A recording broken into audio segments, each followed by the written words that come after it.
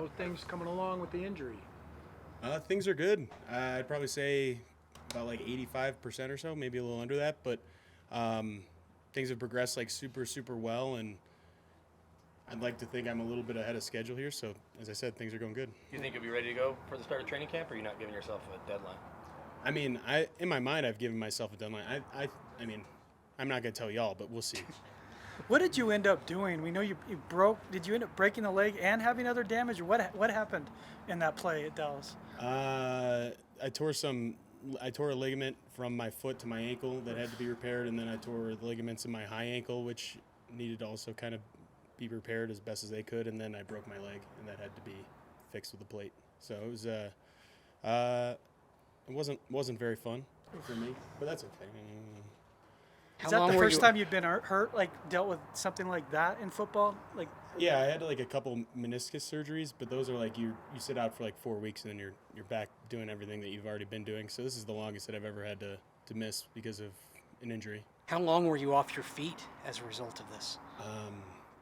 I wasn't able to put any like pressure on my foot at all for the first week after I was hurt, and then after surgery for 2 months, and then I had to go back into like walking and be able to go through like a walking boot for like another month. So like after like 3 months, I was able to walk in shoes again. So it was a while. Did you do a little team today? I did do some team today. How did it feel to get back out there and kind of be close to normal? Yeah, it felt good. I mean, I've been doing individual now for the whole time, so I just kind of wanted to see where I was at and where my ankle was at, and I feel like it felt pretty good. As I said, it's probably like at 85 or so, and I was definitely rusty, but as I said, I mean, it was only a couple reps, so it was fun. How does outside zone suit you? I've always been able to pride myself on being able to do whatever. So, people like to say jack of all trades, master of none. I don't really think that's a thing. I think that if you can do it, you can do it. It doesn't matter if you can do other things as well. And as I said, I think I can get it done. I think I think it suits me pretty well. are you playing guard and center? Or they talk to you about that at all, or is it just back? Are you still at guard?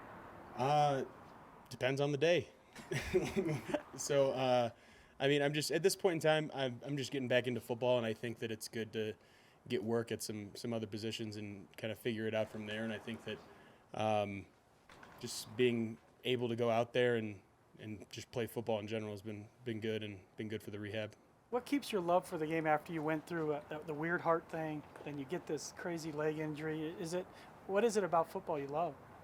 I think that number one, I'd say, is the camaraderie in the locker room and the guys that you play with. I think that's probably the best part of the game in general. I mean, nobody likes being in meetings for 3 hours, 4 hours at a time, and then coming out and practicing when it's, December and it's like chilly and it's like raining and snowing at the same time.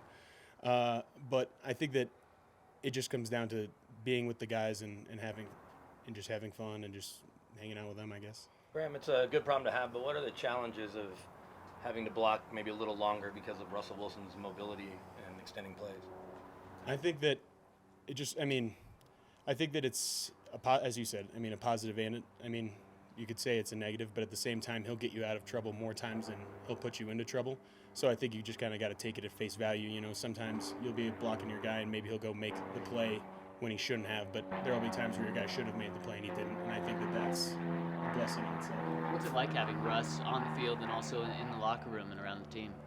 I think it's pretty cool. I haven't done any real reps with him yet, so I can't really say it from that angle, or talk about it from that angle. But he's a really good guy. He's always really positive about a lot of things. I think that's cool, and check back in with me. Maybe around training camp, I might be able to give you a better answer. I don't know. Has your mindset changed at all going into this year as far as role? You've always been a starter.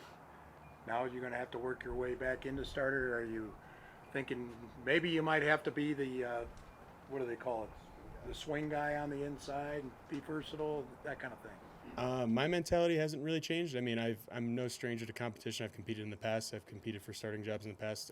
This whole offseason, I've been competing with myself to get better in my rehab stuff. So, as I said, if I'm healthy, I'm just going to go out there and do what I can, do what I do, and we'll see what comes out of that. I guess I don't know. I think Following you on Twitter, you were really happy for Matt Stafford. Why was that the case? You guys were close, I assume?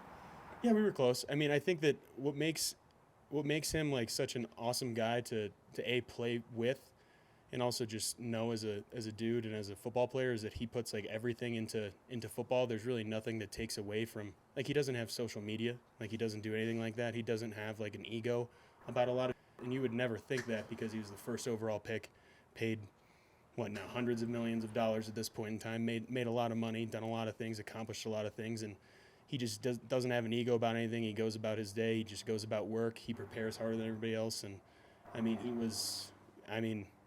I haven't been around Russell very long, but he was probably the best leader I've ever been around, best football player I've ever been around. Who were the people that kind of helped you along and helped you keep going in your rehab the last several months?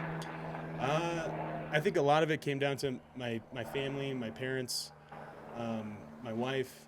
We had a baby in December, so Congrats. Congratulations. wanting to get out of the house and be at the building so that I could, get some rehab in.